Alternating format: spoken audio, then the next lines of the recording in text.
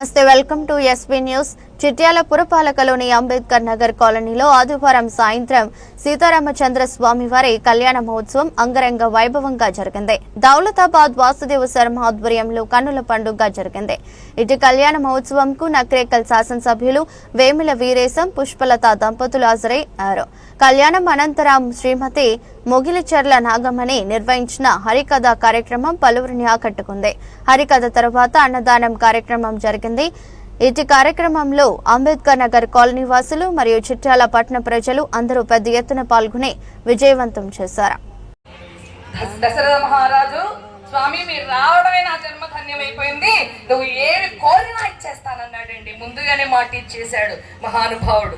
అప్పుడు అన్నాడు విశ్వామిత్ర మహర్షి, నీ సహాయం కోరి వచ్చానయ్యా దశరథ. వాసవుండైన నీకు సమానమా? భలే నీవు పుట్టిన రాశి. ఆహా దేవేంద్ర, నడు వంగిపోయినటువంటి వయసులో నలుగురు కొడుకుల కన్నా ఆ నలుగురు కొడుకులంటే సామాన్యులా? మహారథులు నలుగురు 4 రథాల్లాగా ఉన్నారు. వీళ్ళు నలుగురు కూడా దేవేంద్రుడు కూడా నీకు సమానుడు కాదు. ఆ వైభవానికి నీతో పోల్చడానికి తగదు. కాబట్టి ఓ దశరథ, నేను చాలా సంతోషపడుతున్నాను నిన్ను చూసి. నువ్వు ఏం అడిగా ఇస్తాను చెప్పండి అంటే, నేను ఒక యజ్ఞం చేస్తున్నాను, ఆ యజ్ఞానికి నీ సహాయం కావాలి అంటే నా పరివారాన్ని ఏమైనా పంపించమంటారా? లేకపోతే యజ్ఞానికి ఏమైనా సంభారాలు కావాలా? లేకపోతే కూరగాయలు, లేకపోతే కందిపప్పులు, లేక బియ్యం, మరి సంభారం అంటే ఇవన్నీ అన్నమాట. అన్నదానం చేయాలంటే ఇవన్నీ ఏమైనా కావాలా? లేకపోతే పరిచారకులు ఏమైనా కావాలా? చెప్పండి ఇస్తానన్నాడు. అదేమి కాదు, అవన్నీ కావాలంటే నీ దగ్గరికి రావడం దేనికి? నేను ఎక్కడికైనా వెళ్ళేవాడిని, నీ దగ్గరికే వచ్చానంటే ఆ వస్తువు నీ దగ్గరే ఉంది, అందుకే వచ్చానైనా అన్నాడు. ఏమిటి స్వామి? జగముల సృజింప పెంపగా దృంపజాలలో మహానుభావ, నగబుల చిట్టంటివి గాని నీకు నా సాయం ఎంతసేవ.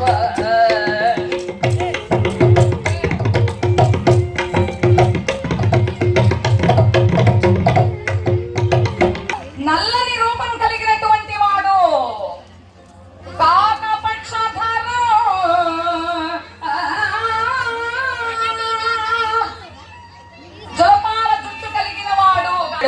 జులపాల జుట్టు అంటాడు, లేకపోతే ఇంకోటి అందమైన రూపం అంటాడు. తసుతం నా కొడుక, నా కుమారుడా, ఎవరిని అడుగుతాడు? నలుగురు ఉన్నారు కదా, నలుగురులో ఎవరినో ఒకరిని అడుగుతాడు. ఆయన రాముడిని అడిగినా నేను ఇవ్వను.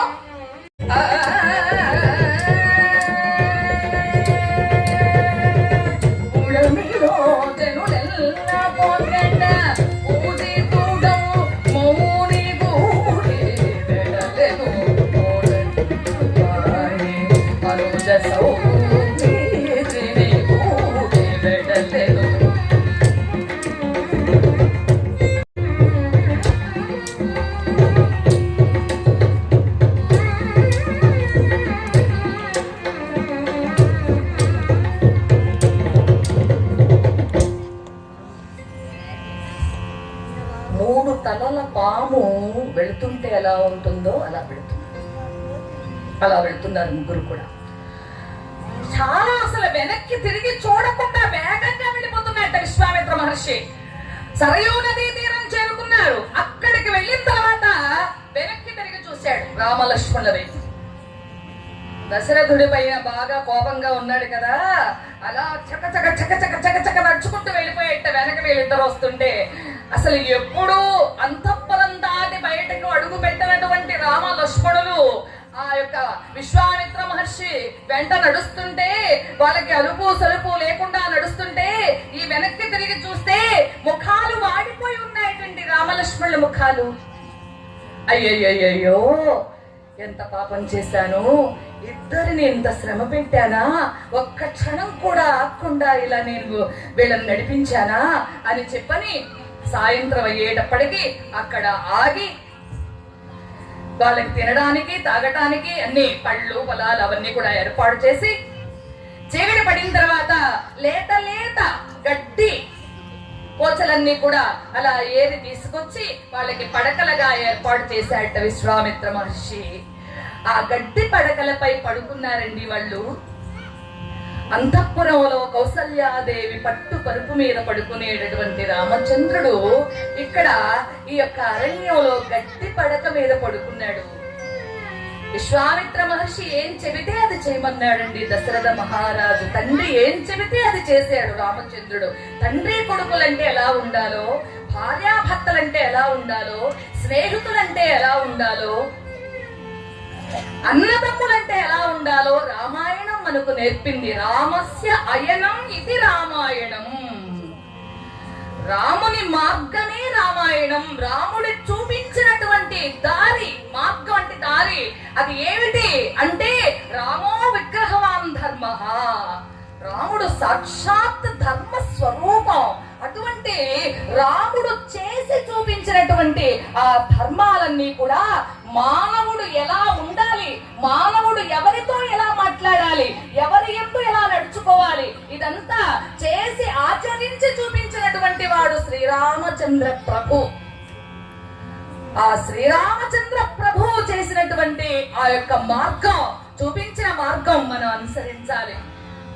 ఎక్కువ 100% ఆచరించకపోయినా అందులో ఒక 10% ఆచరించగలగాలి మనం. అప్పుడే ఈ రామరాజ్యంలో మనం ఉంటున్నందుకు భద్రాచలం మీకు చాలా దగ్గర.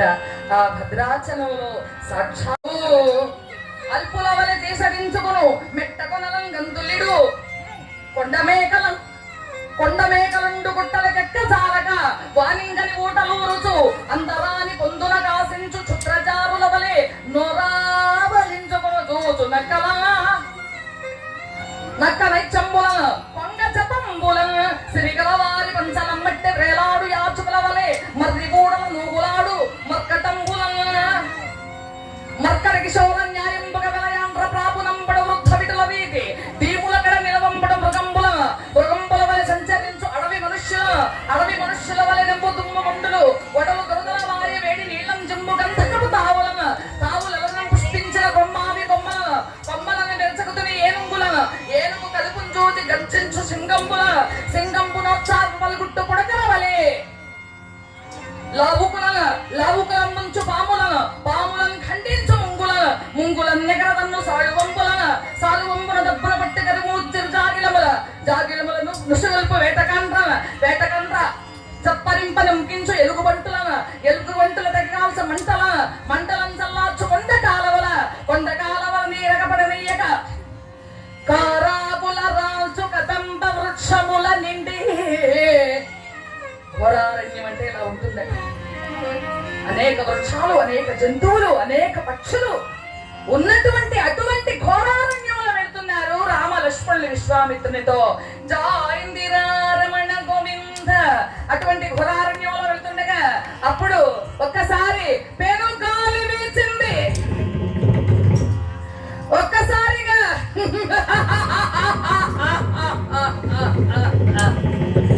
భయంకరమైనటువంటి వికటాట్టహాసం వినిపించింది. ఎక్కడ అని చెప్పని జంతువులన్నీ పారిపోతున్నాయి.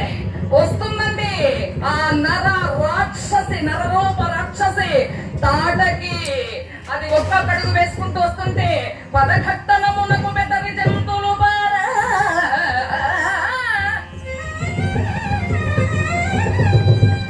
అది ఒక్కొక్కడుగా వేసుకుంటూ వస్తుంటే జంతువులన్నీ పారిపోతున్నాయి దాని అడుగుల చప్పడికి. అడుగొప్పున చిక్కువడి వెదురు డొంకలు నేల నూచు చప్పుడున నర్భ. దాని జుట్టు అలా వేలాడుతుంటే ఆ వెదురు చెట్లని జుట్లో ఇరుక్కుపోయాయిట. నేల నూడ్చుకుంటూ నేలని ఊడ్చే చీపుల్లాగా ఉన్నాయిట అవన్నీ కూడా. అది ఒక్కసారి ఈ ముక్కుతో గాలి వదిలిపెడుతూ ఉచ్ఛ్వాస నిశ్వాసంలో వేల మొక్కలుగా నరికి ఏంటి భయపడిపోయారు. అట్లా చూస్తున్నారు భయపడి. వేస్తుంది, మాయమైపోతుంది, మళ్ళీ కనపడుతుంది, మళ్ళీ మాయమైపోతుంది. అటువంటి ఆ రాక్షసి పైన అలా ధనుస్సు ఎక్కుపెట్టి అలా లాగి ఒక్క బాణాన్ని వేశాడు. ఆ బాణం సరాసరి వచ్చి తాటక వక్షస్థలంలో నాటుకుందాలి.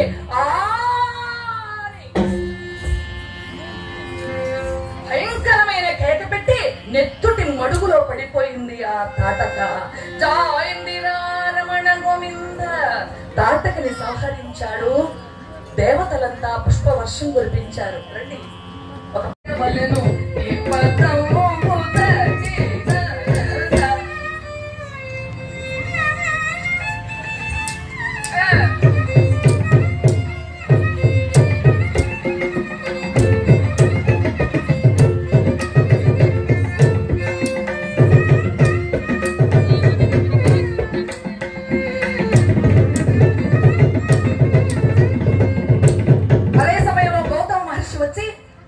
విశ్వామిత్రుని పొగిడి అలాగే రామచంద్రుని కొనియాడి తన యొక్క భార్య అహల్యని తీసుకుని వెళ్ళిపోయాడు. ఏమిటి స్వామి, ఎవరు, ఏమి కథ అని చెప్పని అడిగాడు రామచంద్రుడు. ఆ అహల్య దేవి శాప వృత్తాంతం అంతా కూడా తెలియచేశాడు శ్రీరామచంద్రునికి. వనితానేటిది ఏమో కాని ఒక రాత్రి గౌతమ మహర్షి కుక్కర కోడి కూత కూసే. దేవేంద్రుడు వచ్చి ఒక్కరపోని కోడి కూత కూశాడు అర్ధరాత్రి పూట. తెల్లవారిపోయింది కదా అని చెప్పని అక్కడ గౌతముడు ఆశ్రమంలోంచి వెళ్ళిపోయాడు. లేదు, నీ మీద కోరికతో వచ్చాను అని ఎప్పుడైతే గౌతమ మహర్షి వేషంతో వచ్చినటువంటి ఆ యొక్క ఇంద్రుడు పలకగానే నా భర్త ఎప్పుడు ఇలా మాట్లాడలేదని చెప్పని ప్రక్కన ఉన్నటువంటి దీపం ఒత్తి తగ్గిస్తుంటే దాన్ని పెద్ద చేసి చూసింది. దేవతలైనా రాక్షసులైనా ఎవరైనా మారు రూపంతో ఒక పరాయి స్త్రీని కోరి వస్తే వాళ్ళ నిజ స్వరూపంతో కనపడుతుంది అన్నమాట. మహాపతివ్రత శిరోమణి అయినటువంటి అహల్య అక్కడ వచ్చినటువంటి వాడు తన భర్త కాడు అని తెలుసుకుని 1000 కళ్ళతో అలా కనిపించినటువంటి ఆ దేవేంద్రుని చూచి ఆ ఇంద్రుడు తన్నంటక ముందే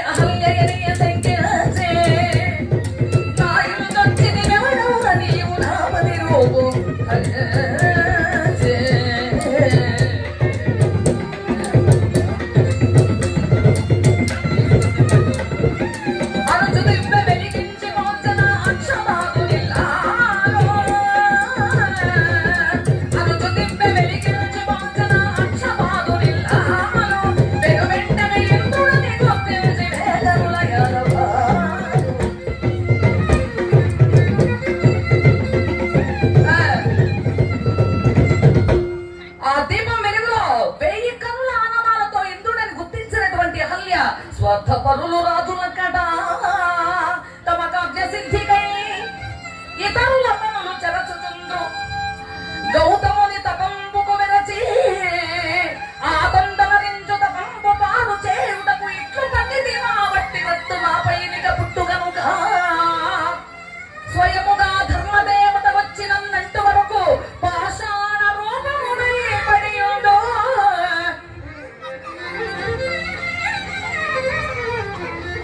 ఇది ప్రజలంతా కూడా ఎవరైనా విన్నా నా తప్పే అనుకుంటారు. కాబట్టి ధర్మదేవత వచ్చి నన్నంటూ వరకు నేను పాషాణ రూపమునై పడి ఉంటాను అని తనకు తానే శపించుకుంది అని చెప్పని శ్రీమద్ అజ్జాడ అద్భుత నారాయణదాస్ గారు వర్ణించారు.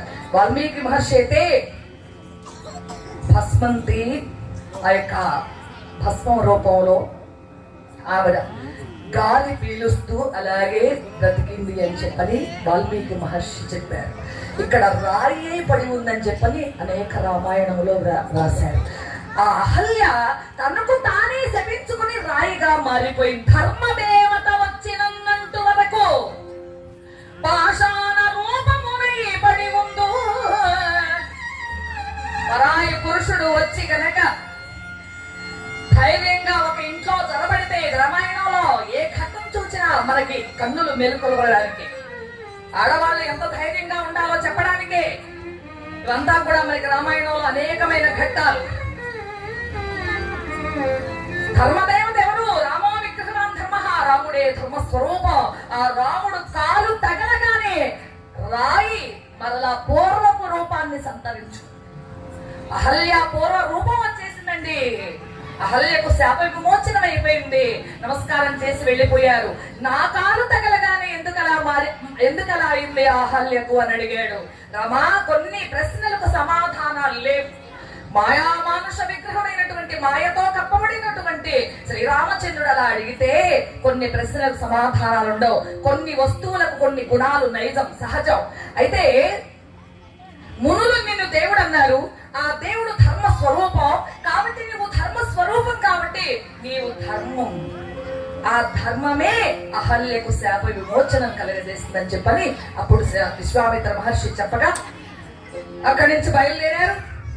అదిగో మిథిలా నగరంలో అంతకుముందు శీరధ్వజుడు అనేటటువంటి పేరు, జనకుడు అనేటటువంటి అతని యొక్క వైరాగ్యానికి చిహ్నంగా జనకుడు అనే పేరు వచ్చింది. విదేహుడు, దేహం మీద మొహం లేనటువంటి వాడు, అందుకనే ఆ జనకుడికి విదేహుడు అనేటటువంటి పేరు వచ్చింది. విదర్భ దేశా ఆ యొక్క మిథిలా నగరానికి అధిపతి రాజు. అలాగే భూమిలో దొరికినటువంటి ఆ సీతమ్మని యజ్ఞం చేస్తుంటే, ఆ దున్నుతుంటే ఆ భూమిని నాగటి చాలుకి ఆ పెట్టె పైకి లేచింది. ఆ పెట్టెలోంచి ఉద్భవించింది మహాలక్ష్మి, ఆదిలక్ష్మి, సీతమ్మ తల్లి. సీత అంటే నాగలికి గుర్తు కాబట్టి సీత అనేటటువంటి పేరు పెట్టుకుని పెంచుకున్నాడు.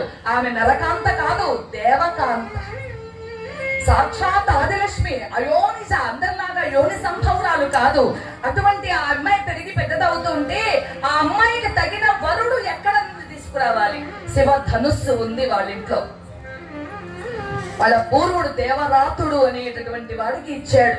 దక్ష ప్రజాపతి చేసిన యజ్ఞంలో పరమేశ్వరుడు విల్లు ఎక్కువ పెడితే ఆ విల్లుని ఈ దేవరాతుడు అనేటటువంటి వాడికి ఇచ్చాడు, జనక మహారాజు యొక్క వంశంలో పూర్వుడికి. అప్పటి నుంచి ఆ శివధనుస్సుని పూజిస్తూ వచ్చారు. మహాలక్ష్మి, ఆదిలక్ష్మి, దేవకాంత. ఆ తల్లి మామూలు ఆ నరకాంత కాదు కాబట్టి ఆ తల్లికి కావలసినటువంటి వరుడు ఆ శివధనుస్సు ఎక్కుపెట్టిన వాడికే ఇస్తానని చెప్పని జనక మహారాజు ప్రచారం చేశాడు. సీతా స్వయం వరం ఇక్కడ విశ్వామిత్ర మహర్షి పరిచయం చేశాడు. చూడుమా ఇతని నీ చూపుగా సఫలముగా నేడునే తెచ్చితే నీకు తగు అల్లు అని చెప్పని పరిచయం చేశాడు. వాళ్ళకి చక్కగా పూల తోటలో విడిది ఏర్పాటు చేశారు. ఎక్కడ చూచిన అక్కడనే వినిరూపున చికెనా చూపుదో. రాముని చిత్రపటం చూసినటువంటి సీతమ్మ వారు అనుకుంటుందట, ఎక్కడ చూసిన అక్కడనే విని చూపున చికెన చూపుదో. ఏ వంక ఇల్లేని ఇటువంటి రూపది కలడ నిజంబుగా జగంబునందు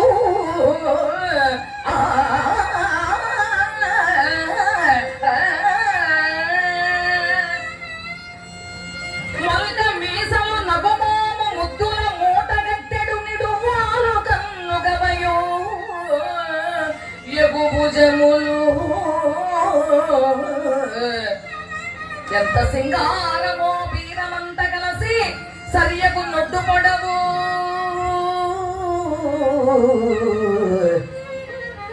మగడు నా కీటడైన ఏమనేదే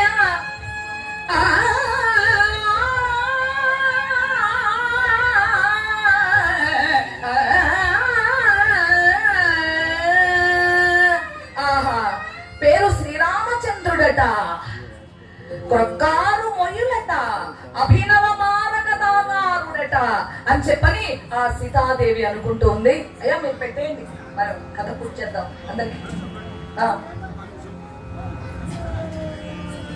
జనకునికి జానకి తల్లి అవుతుంది. జనకజ మాత, జనకుని కూతురైనటువంటి జానకి వాళ్ళకి తల్లి అవుతుంది అని చెప్పాడు. ఎంత అర్థం ఉందో చూడండి తెలుగు ఆ సాహిత్యం.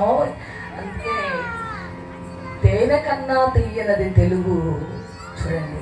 కాబట్టి ఇక్కడ ఆ మాట చెప్పేటప్పటికీ అక్కడికి వచ్చినటువంటి వారు శివజాపమా చేత కాదనొచ్చు దిక్పాలు తమ దిశలు బట్టి చనిరి మానరావణసురులు త్రోవబడిరి హరుజాపమెత్తన కులమని బాణరావణాజ్యసురులు త్రోవబడిరి జటాజటాహ సంభ్రమధ్రమం నిలింపనిచ్చరి విలోల వీధి వల్లరి విరాజమానమోత్తమే ధరాధరంగనందిని విలాసబంధబంధున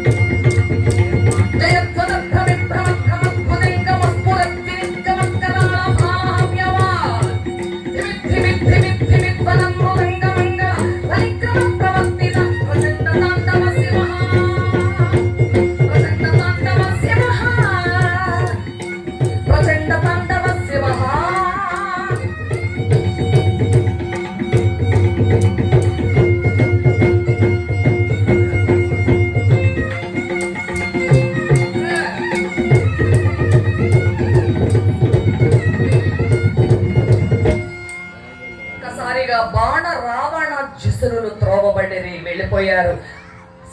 హరుచాప ముట్ట ననర్హులమని వాళ్ళు వెళ్ళిపోయారట. కొన్ని రామాయణంలో రావణాసురుడు వచ్చినట్లుగా, కొన్ని రామాయణంలో రావణాసురుడు ఊసేయలేదు వాల్మీకి రామాయణంలో.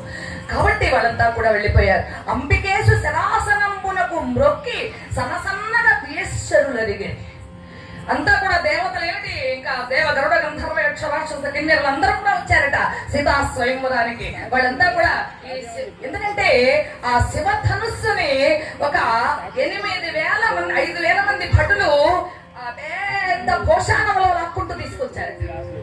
5,000 మంది భటులు. ఎంత అసలు ఒక్క మనిషి, ఒక దేవత ఎక్కువ పెట్టగలిగినటువంటిదేనా శివధనువు. అక్కడ అందరూ కూడా ఎప్పుడైతే అంతా వెళ్ళిపోతున్నారో అది చూసినటువంటి జనక మహారాజు అసహనంతో, మా సీత కన్యగా ఉండవలసిందేనా, శివధనుస్సుని ఎక్కువెట్టే వీరుడే లేడా, ప్రపంచం అంతా నిర్వీర్యం అయిపోయిందా అని చెప్పని ఒకసారి గట్టిగా మాట్లాడేటప్పటికీ లక్ష్మణుడు లేచాడట. లక్ష్మణుడు ఆశ్లేష నక్షత్రం కొంచెం బుసగొడుతుంటాడు కాబట్టి లక్ష్మణుడు లేచి వెళ్ళబోతుందట. విశ్వామిత్రుడు, ఆయన కూర్చో కూర్చో కూర్చో కూర్చో, నీకు నాకు సరైనది కాదురా, వెళ్ళవలసిన వాడు ఇంకోడు ఉన్నాడు, నువ్వు కాదురా వెళ్ళేది, కూర్చో కూర్చో. గురువు గారు అసలు వీరుడే లేడా అంటున్నాడు జనక మహారాజు, కాబట్టి నేను వెక్కు పెట్టాల్సిందే అంటున్నాడు. రే నీ కాదురా అసలు సమయం ఇది, ఉన్నాడు, నువ్వు కూర్చో అని చెప్పని బలవంతంగా కూర్చోబెట్టాడు లక్ష్మణుడిని. ఆ జనక మహారాజు మాట్లాడుకున్నా కూడా రామచంద్రుడు అలాగే కూర్చునే ఉన్నాడు. విశ్వామిత్ర ధర్మాత్మ, విశ్వామిత్రుడు రామం ధనుర్పశ్య, చూడవయ్యా ధనువుని అన్నాడట విశ్వామిత్రుడు. ఆ ధనుస్సును ఒక్కసారి చూడవయ్యా. గురుదేవా చూడమంటారా? ఎందుకంటే గురువు గారి నోటి వెంట మాట వస్తేనే అది రాముని గురించి మనం తెలుసుకోవాల్సింది ఏమిటంటే, పెద్దవాళ్ళు ఏది చెబితే అది చేశాడు.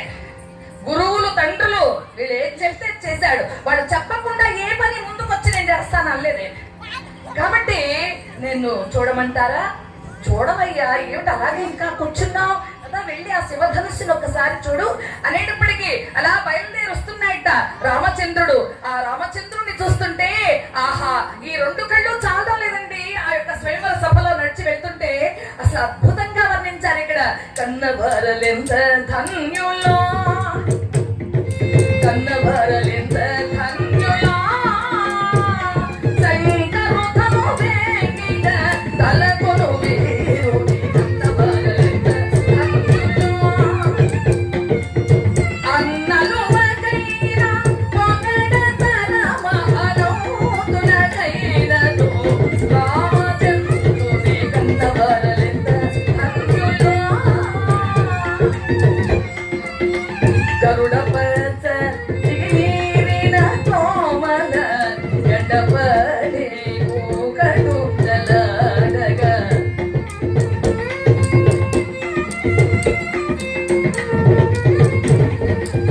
మురుగు చూప వచ్చి దాని మీసలు మోహరించు జగదేక మోసముని ధన్యులో ధన్యులో ధన్యులో.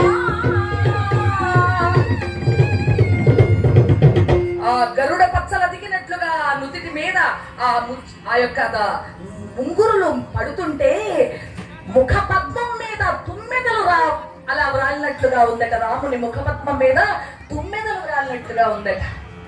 కౌసల్యాదేవి రాముని ఒత్తైన జుట్టుని బాగా అలా బిగించి కడుతూ ఉండేదట. చిన్నతనంలో బిగించి కడుతూ ఉంటే ఈ కొన్ని ముంగురులు ఆ పట్టు నుండి విడిపించుకొని, ఏమ్మా కౌసల్య, రాముని ముఖపద్మాన్ని ఒక్కదనే చూస్తావా, మేము చూడకూడదా, మాకు ఆ భాగ్యం లేదా అని ఆ ముడిలోంచి ముందుకు వచ్చి రాముని ముఖపద్మం మీద 100 తుమ్మెదలు రాలినట్లుగా రాలేవట ఆ ముంగురులు.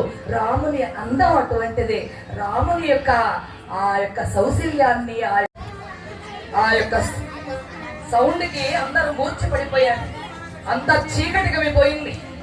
జనక మహారాజు, శ్రీరాముడు, లక్ష్మణుడు, విశ్వామిత్రుడు, సీతమ్మ వాళ్ళు మాత్రమే అలా ఉన్నారు. అధ్వని మిగతా వాళ్ళంతా మూర్ఛపడిపోయారు. ఆ మూర్ఛ నుండి తేరుకున్న కొద్దిసేపటికి ఆ విరిగిపోయిన ఆ శివధనుస్సు 2 ముక్కలు పట్టుకుని చూపించాడు లక్ష్మణుడు. ఇక్కడ ఏం ఘోరం జరగలేదు, శివధనుస్సుని మా అన్నయ్య ఎక్కువ పెట్టాడు, విరిగిపోయింది, ఇదిగో చూడండి అని చూపించారు. ఇక తర్వాత సీతమ్మ వచ్చింది, పుష్పమాల చేత పట్టుకొని ఖండ పరస్సు కోదండ ఖండ నాఖండధ్వానం దంత బ్రహ్మాండ భాండం బెల్ల నిండ నిండుగా వడక దొడంగి. ఆ బ్రహ్మాండం అంతా కూడా వడికిపోయినట్లుగా అందరూ కూడా అలా భయము, జయము, నయము, విస్మయము చూస్తూ ఉంటే సీతమ్మల పుష్పమాల తీసుకుని వస్తే శ్రీరామచంద్రుడు అజానుబాహం అరవింద నేత్రం అన్నట్లుగా అంత ఎత్తున ఉన్నాడు శ్రీరామచంద్రుడు. ఆ పూలమాల వేయడానికి ఇక్కడ రకరకాలుగా చెప్పారు. అంతటా రాముడి తల వేయడానికి ఆయన తల వంచడాల, వేద్దామంటే తల వంచడాల. అప్పుడు సీతాదేవి విశ్వామిత్రుల వారి మీద చూసిందట, ఏమిటి మొండి ఘటం గురుదేవా చూడండి అని చెప్పంటే, ఏమ్మా తల వంచడం లేదా అని చెప్పని విశ్వామిత్రుల వారు రామా అంటే ఏంటి గురుదేవా అన్నాడు, ఇక ఏమమ్మా అన్నాడు. అయితే లక్ష్మణుడు వచ్చి రామచంద్రుని కాళ్ళకి నమస్కారం చేసినట్టుగా ఇంకో చోట ఉందండి. అప్పుడు ఏమిటి లక్ష్మణాన్ని తల వంచినట్లుగా. అయితే జనక మహారాజు, రామా మా అమ్మాయిని నీకు ఇచ్చి పెళ్లి చేస్తాను, మీరు పౌరుషవంతులు లేరా అంటే వీళ్ళకి పెట్టారు. పెళ్లి చేసుకోవడం నా వంతు కాదు, నా తండ్రి ఒప్పుకుంటే పెళ్లి చేస్తాను. ఎందుకు రామాయణం వినాలి? ఎందుకంటే తండ్రి అన్నట్టు కొడుకుతో, నాయనా ఒక అమ్మాయిని చూశానురా నీకు పెళ్లి చేయడానికి, గుణవతి సుగుణవతి చాలా అనుకూలవతి అవుతుందిరా అంటే, నానా నేను ఎప్పుడో 4 నెలల క్రితమే చూసుకున్నాను ఒక అమ్మాయిని, సుగుణవతి, అనుకూలవతి, గుణవతి, దాంతో పాటు గర్భవతి కూడా. తండ్రి మీకు నమస్కారం తీసుకున్నారు ఆయన అన్నట్లుగా ఇక్కడ నా తండ్రి ఒప్పుకుంటేనే పెళ్లి జరుగుతుంది, నీ తండ్రి అన్నాడు కాబట్టి నేను వీళ్ళకి పెట్టాను, అంతవరకే. ఇది రామాయణం వింటే మనకు తెలిసేది రాముడు ఎలాంటి వాడో, రాముడు ఎంత ధర్మస్వరూపుడు. కాబట్టి ఇక్కడ జనక మహారాజు వెంటనే అయోధ్య నగరానికి ఆ చారుల్ని గూఢచారుల్ని పంపించాడు. విషయాన్ని చెప్పమని చెప్పి తీసుకురమ్మని. ఇక అందరూ కూడా విడుదల ఏర్పాటు చేశారు రామలక్ష్మణులకు, విశ్వామిత్ర మహర్షికి. ఇక తర్వాత ఆ వార్త, ఆ పిలుపు విన్నటువంటి దశరథ మహారాజు, కౌసల్య, సుమిత్ర, కైకేయులు ముగ్గురు రాలేదు. చూడండి, రాముల వారి వివాహాన్ని చూడటానికి తల్లులు రాలా, ఎందుకంటే రాజుల వంశాల్లో తల్లులు పెళ్లికి రారట. కాబట్టి వాళ్ళు రాలా, వాళ్ళు అక్కడే ఉన్నారు అయోధ్య నగరంలో. ఇక్కడ దశరథ మహారాజు చతురంగ బలాలతో, వశిష్ఠ మహర్షితో, వీళ్ళందరితో కూడా బయలుదేరి చాలా రోజులు ప్రయాణం చేసి మిథిలా నగరం చేరుకోగా ఆయనకి చక్కగా స్వాగతం పలికాడు, అనేకమైనటువంటి మర్యాదలు చేశాడు. ఇలా పెళ్లి చేయాలి అంటే మా రాముడు ఒక్కడే కాదు, మరి లక్ష్మణుడికి పెళ్లి చేయాలి కదా అంటే, నా కుమార్తె ఎవరండి, జనక మహారాజు భార్య సుమేధ ఆయన భార్య. కాబట్టి మా ఇద్దరికి పుట్టినటువంటి అమ్మాయి ఊర్మిళ, ఆ ఊర్మిళ లక్ష్మణుడికి ఇచ్చేస్తారు. సరే బానే ఉంది, ఆయన భరత ఎట్రా అన్నట్టు దశరథ మహారాజు. అంటే జనక మహారాజు తమ్ముడు ఉన్నాడు కుశధ్వజుడు, ఆయనకి 2 అమ్మాయిలు. అమ్మ మాండవి ఎట్రా అన్నట్టు, ఓహో రెడీగానే ఉంచామన్నమాట అనుకొని. మరి శత్రుఘ్నుడు ఉన్నాడు, ఆయన శత్రుఘ్న రారా అన్నాడు. అమ్మాయి సుతకీర్తి రా అన్నాడు. ఎవరిని పిలుస్తున్నా అమ్మాయిని పిలుస్తున్నాడు, ఇంకెంతమంది అమ్మాయిలు ఉన్నారు, బావగారు పిలవండి ఇంకెవరైనా తీసుకుంటే అన్నాడు. ఎందుకంటే దశరథ మహారాజు దగ్గర ఇంకెవరు పిల్లలు లేరు ఆయన తెలుస్తుంది కదా, పెద్ద పెంకంగా పిలవండి అన్నాడు. నా దగ్గర లేరు బావగారు ఇంకా ఇంతే అన్నాడు. మా దగ్గర లేరండి ఇంతేనండి అని చెప్పి ఆ నలుగురినిచ్చి ఇక్కడ రాముని వంశక్రమం, సూర్యవంశం, ఆ సూర్యవంశం రాముని వంశం, అలాగే తర్వాత ఆ జనక మహారాజు వంశాలు, ఇరువురు పురోహితులు చెప్పుకున్నారు, వశిష్ఠ మహర్షి, శతానందుడు. శ్రీ మహావిష్ణువు నుండి వచ్చింది ఈ వంశం. మొట్టమొదట శ్రీ మహావిష్ణువు, ఇదొక్కటి చెప్పుకొని ఆపేస్తాను. మొట్టమొదట వీళ్ళకి పూర్వుడు శ్రీ మహావిష్ణువే. ఆ శ్రీ మహావిష్ణువుకి బ్రహ్మకు మరీచికి కశ్యపుడు, కశ్యపులకి సూర్యుడు. ఆ సూర్యుని దగ్గర నుండి సూర్యవంశం అన్నారు. సూర్యునికి వైవస్వత మనువు అన్నమాట.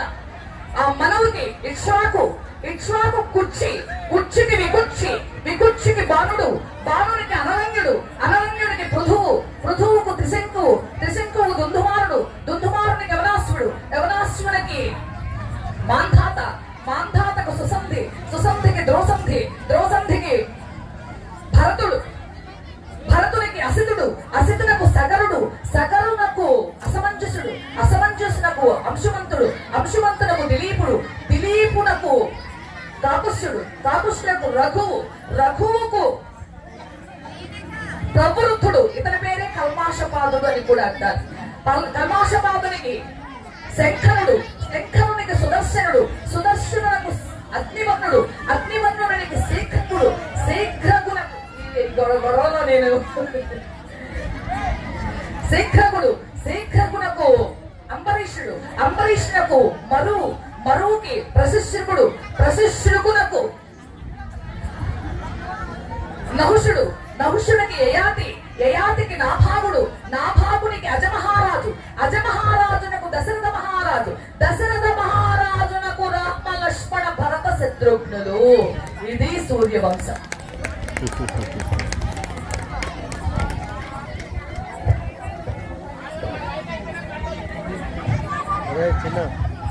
రాముడి కళ్యాణం చేయడానికి వచ్చాడా అన్నట్లుగా, అలాగే తర్వాత ఆయనకి ఎన్నో దివ్య అస్త్రాలు ఉపదేశించాడు. దారిలో ఆ దివ్య శస్త్రాస్త్రాలని కూడా ఉపదేశించడానికి వశిష్ఠుడు గురువు అయ్యాడు. నేను కూడా గురువుని కావాలి రాముడికి. చూసారా, నేను గురువుని కావాలి అని శిష్యుడిని వెతుక్కోవాలట, మంచి శిష్యుడిని. కాబట్టి అలాంటి ఉత్తముడైనటువంటి సాక్షాత్ శ్రీ మహావిష్ణువు అయినటువంటి రామునికి గురువు అయ్యాడు ఇక్కడ విశ్వామిత్రుడు. కాబట్టి రామ కళ్యాణం జరిగిన తర్వాత మళ్ళీ ఇక విశ్వామిత్రుడు మనకు కనబడ్డండి రామాయణంలో. ఆ రామ కళ్యాణం జరిపించడానికి వచ్చాడు మహానుభావుడు. ఇక కళ్యాణము చూద్దామురంటే శ్రీ సీతారాముల కళ్యాణము చూద్దామురంటే.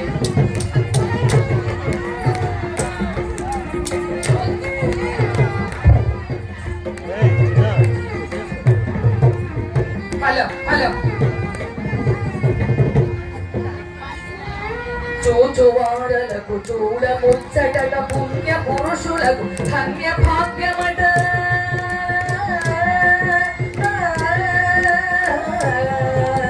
పుణ్య పురుషులకు ధన్య భాగ్యమట. పునులను చూడలను చూడవద్దు చూద్దామురంటే శ్రీ సీతారాముల కళ్యాణము చూద్దామురంటే. కళ్యాణపు బొట్టును వెంటే, బొట్టును వెంటే మణివాసిగమును నూతను గంటే, నూతను గంటే పారాణిని పాదాలకు పెట్టి,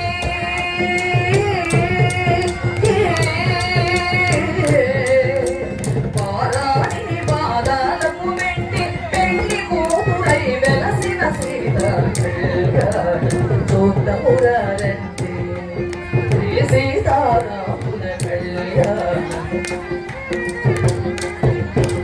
సంపది నూనెను కురులను దూవే, కురులను దూవే సొంపుగా కస్తూరి నామము తీర్చి, నామము తీర్చి చెంపగవాసి, చెంపగవాసి చుక్కను వెంటి,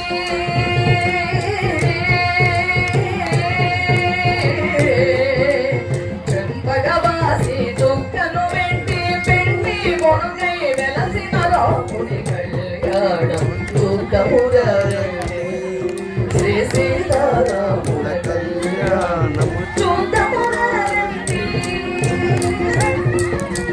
కళ్యాణము చూద్దామురంటే ఆనందమానందమాయనే,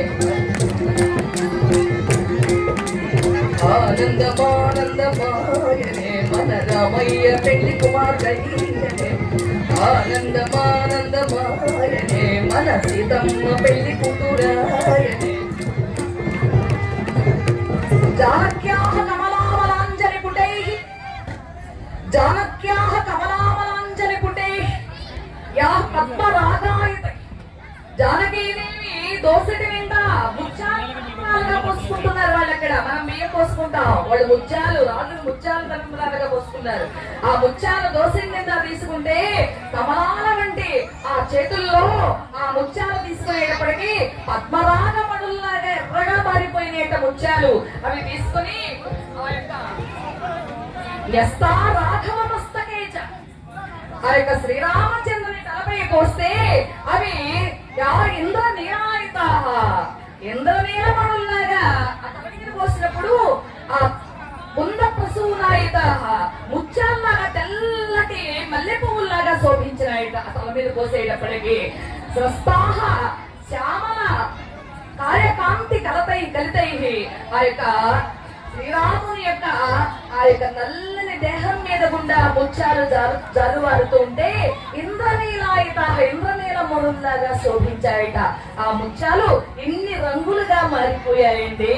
అటువంటి ఆ ముత్యాలు ముక్తాహ సుఖదాం శుభదాం భవంతు శ్రీరామ వైవాహికాః. ఆ సీతారాముల యొక్క కళ్యాణంలో సీతారాములిద్దరు కూడా పూసుకున్నటువంటి ఆ ముత్యాలు మనందరికీ శుభాన్ని కలుగజేయగాక అని చెప్పి ఎంత అద్భుతంగా వర్ణించారు మహాకవి కాళిదాస్ గారు. కాబట్టి మీరందరూ కూడా ఈ కథను విన్నారు, చాలా సంతోషం. నాకు అవకాశాన్ని కలుగజేసినటువంటి పూజ్యులు పెద్దలు